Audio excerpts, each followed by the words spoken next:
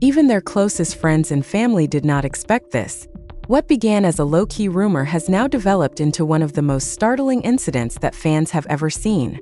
Because Mendeecees Harris and Tamar Braxton are in the core of a bold and unexpected problem. Fans are stunned and seeking clarification. In the middle of it all is Yendi Smith, observing things that nobody could have predicted. There are claims that a marital maneuver has violated trust, escalated feelings, and gone too far. Fans are taken aback. Feelings were intense and the family was completely divided. It all started with a string of inconspicuous hints. A late-night visit, a mystery message, a moment recorded on tape that people could not quite fathom. Everything was innocuous at first, but then the narrative took an unexpected turn. Rumors were no longer the only thing connecting Tamar and Mendeecees. They were acting in a way that suggested something more profound, significant, and long-lasting. Everyone is currently posing a straightforward but explosive query. Will Yendi consent to this? According to insiders, tensions are at an all-time high. Charges have been made, and words have been spoken behind closed doors. A full-fledged emotional battleground has emerged from what was once a complicated love triangle. It's clearly building. When everything is going to change and nothing will ever be the same, it's like the calm before the storm. Because love, respect, commitment, and a choice that could destroy everything are not the only things at stake. There were no murmurs at first. They never do. It was a small moment, barely noticeable. When Tamar and Mendeecees were first spotted together in a setting that appeared intentional and private, rather than at an event or in front of cameras, it didn't feel like a coincidence. First, they ignored it. After all, friendships overlap, relationships become hazy, and rumors spread more quickly than facts. However, this felt distinct. Is this a decent concept, in your opinion? Tamar heard a close friend inquire in a tight, quiet voice. Tamar didn't think twice. I'm sick of being cautious. I'm going to go with what feels right this time. Later on, those comments would resurface, more loudly than anyone could have imagined. Mendeecees, meanwhile, had been surprisingly silent. Fans saw it right away. The person who had previously discussed specifics of his life has abruptly stopped talking about them. His communications became ambiguous. His presence faded and his captions became shorter. And he said nothing when the inquiries began to stream in. A straightforward, almost disrespectful remark during one live session. You folks are constantly attempting to turn nothing into something. However, something was shifting behind that serene tone. Before she saw it, Yendi sensed it. Silence speaks louder than words in this setting. She had previously encountered circumstances where loyalty was called into question and trust was put to the test. However, she had a strong hunch that this wasn't just another rumor that should be disregarded. You've been behaving strangely. One evening, her voice was gentle as she whispered, her gaze sweeping across his face. What is actually happening? Mendeecees reclined and averted his gaze. There's nothing to be concerned about. That was an unpopular answer. Not with her. Not with anyone who was aware of the typical course of events. Because it was evidenced by the time the public realized it was more than rumors. There was a short, grainy but rather clear video. Walking side by side, Tamar and Mendeecees laughed in a way that was too familiar and comfortable. His hand was on her back for a moment, but it was obvious that it stayed there longer than it should have. Fans went crazy. One comment said, "This ain't normal," while another said, "Yendi better see this." The internet became a battlefield in an instant. Yendi noticed it. She did, of course. And everything changed when she did. She held up her phone and shouted, "Tell me that's not what it looks like." Slowly, as if to buy time, Mendeecees let out a breath. You're allowing other individuals to influence your thoughts. Don't do that, she yelled. When I see that, please don't drive me insane. There was a lot of tension in that room, the kind that doesn't go away but just gets worse. Things were rapidly getting worse outside of their territory. Tamar, who was never one to be silent for too long, chose to take her own approach to the matter. Not directly, not initially, but with a post that shocked everyone who saw it. You don't need permission to be joyful when you know how valuable you are. Simple words, but the timing. It was a crucial moment. Fans immediately made the connection. She's referring to him. This is disorganized. While some continued, others made comments. A close source also offered a claim that fundamentally altered the trajectory of events. They weren't simply talking when it appeared that things couldn't get much worse. They had an excellent plan. The term marriage move began to catch hold. Once it started, it was also impossible to stop. At first, it sounded implausible and even ridiculous, but as more information became available, it began to seem more plausible. Do you really believe that I would ever treat you with such disrespect? After a furious dispute, Mendeecees finally spoke up. Yandy's face became stern. I have no idea what you are capable of anymore. More than anything else, that line was hidden because rumors were no longer a factor in this. This was a real-time betrayal of confidence. Friends started picking sides. Some people firmly supported Yendi, claiming that the circumstances were intolerable and that boundaries had been broken that would never be violated again. Others came to understand that whatever was going on behind the scenes was more significant than anyone could see. Choose to be silent and observe from a distance. The night that altered everything then arrived. There were no cameras or statements made in public. A small group of people believed they were experiencing a typical situation until it wasn't. Tamar was resolute and self-assured. Beside her, Mendeecees looks composed yet unflappable. "We're done hiding," she firmly stated. A few folks looked at each other, bewildered and incredulous. Someone said, "What exactly are you saying?" Mendeecees took a small step forward. Their statement, "We are making a choice, not looking for approval," had the impact of a shockwave since everything became painfully clear at that precise time. This was no longer a rumor, whatever it was. Everyone concerned would be impacted by this thoughtful final decision. In the middle of it all, Yendi sensed the emotional shift even before she knew the specifics. It's the sensation that something has already gone too far in the distance. It buzzed on her phone. Just one message. "This is something you must hear."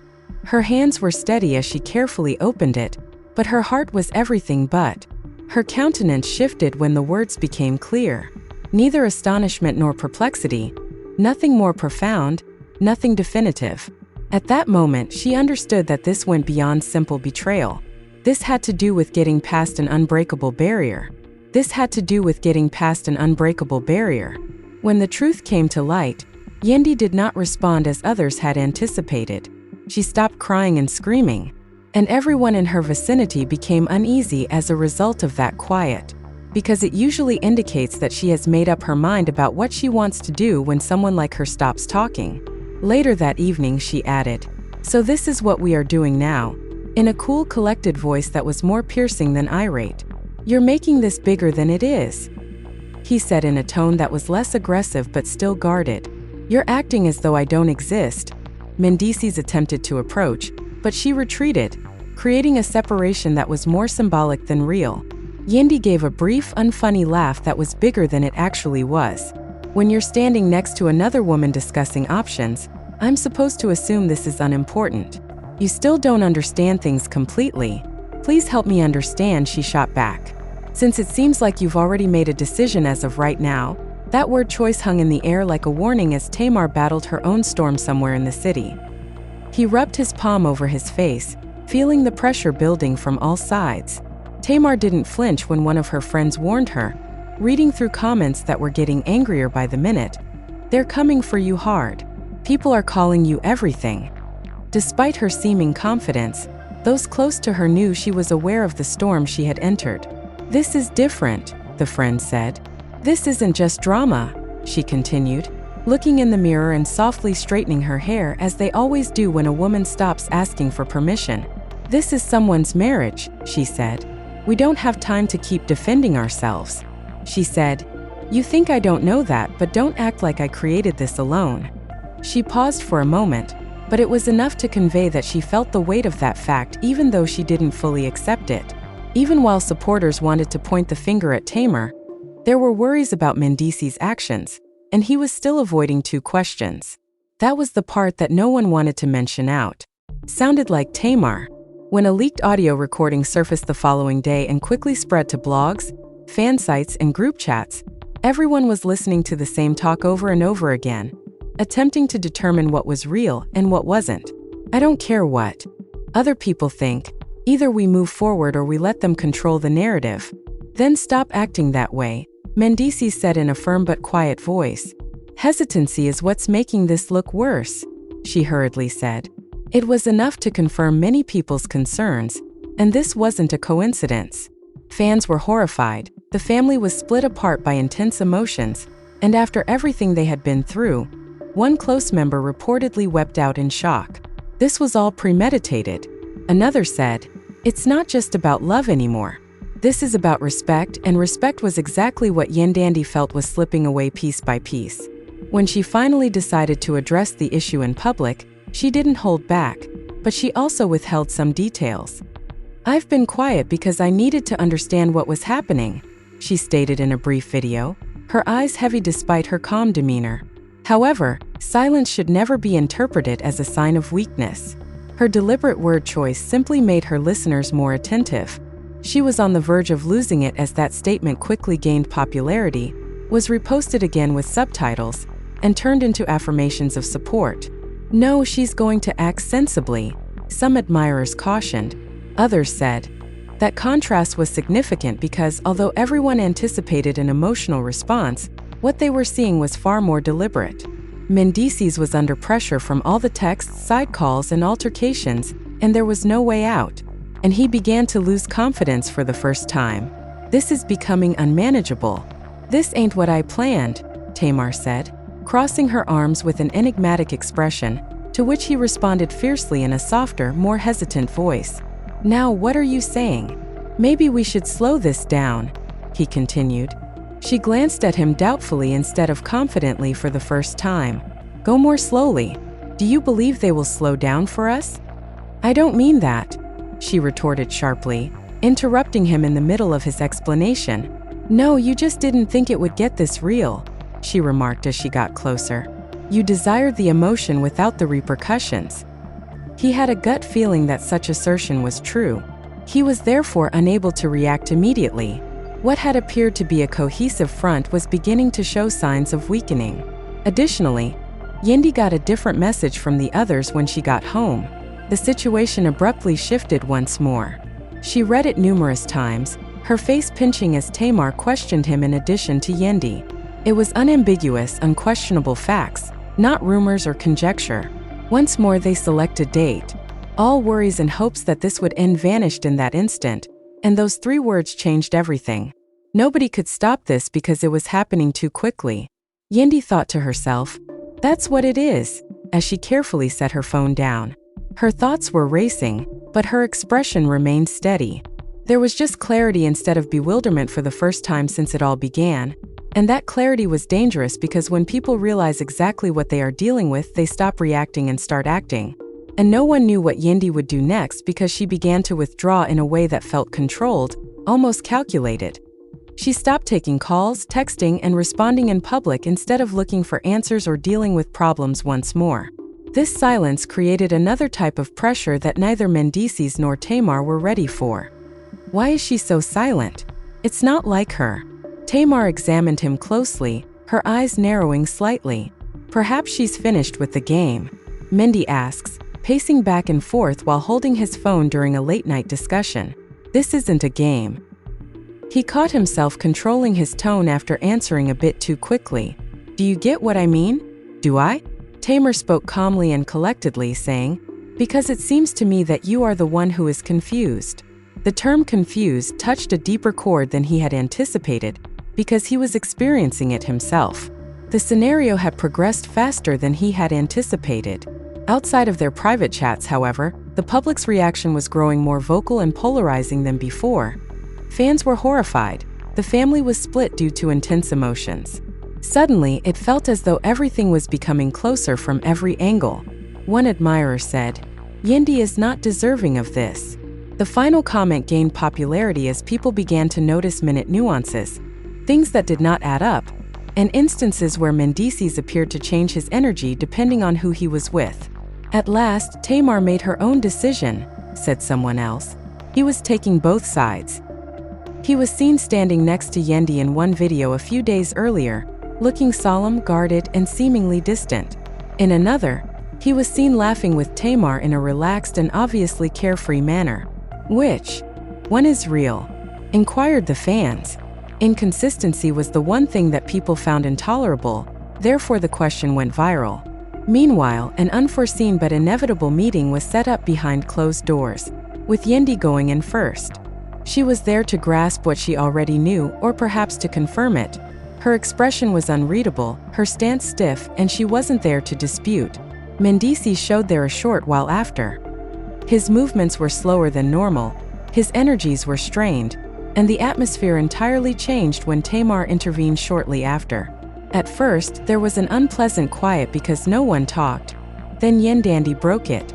"So this is the plan," she firmly stated, looking from one to the other. "Are you still trying to figure out the puzzle?" Without hesitation, Tamar said, "We're not making any progress. What we want is already clear to us. Unreserved, direct, and unambiguous." Yendi nodded hesitantly, as though anticipating that response. "And what precisely is that?" Mendeecees started to speak, but Tamar took the initiative once more. "A future that we can understand." Yendi turned to face him after muttering something to us. "What part do I play in that?" Above all, the message was conveyed by the reluctance. He hesitated. At last he said, "I'm trying to be honest with you.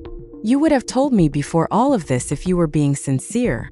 Her speech suddenly took on a biting edge that prevented me from learning the same thing as everyone else, even if she was still composed. Even Tamar averted her gaze for a moment after that devastating blow. "Do you believe I'll have no trouble doing this?" There was a hint of irritation in Mendeecees' voice. "Do you think this is what I wanted to happen?"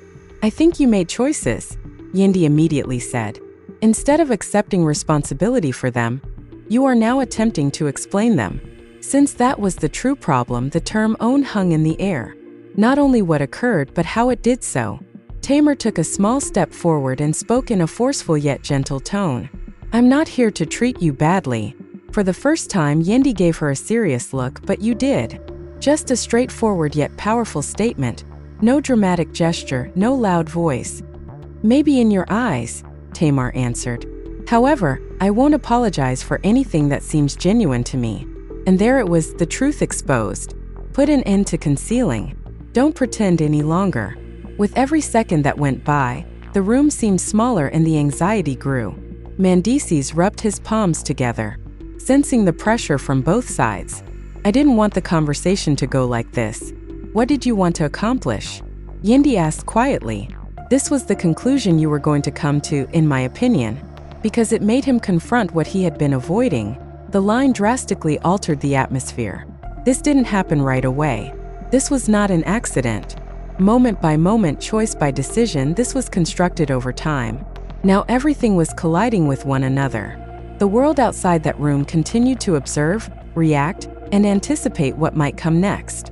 However, there was a final movement within.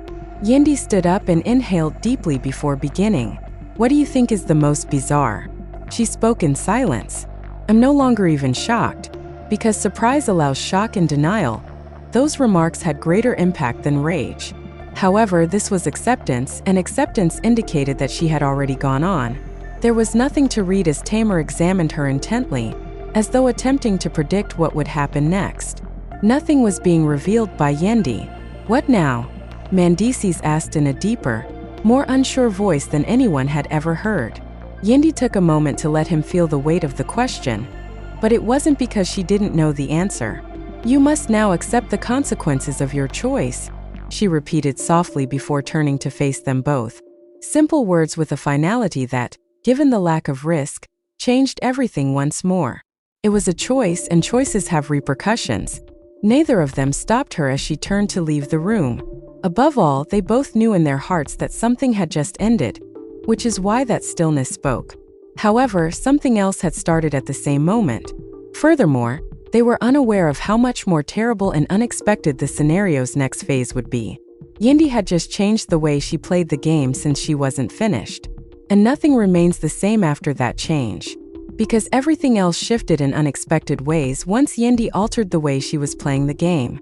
The room's electricity intensified, and others outside could sense it as well. People were picking up on the strain, the subtle behavioral shifts, the posts, the enigmatic captions, and the guarded smiles that didn't quite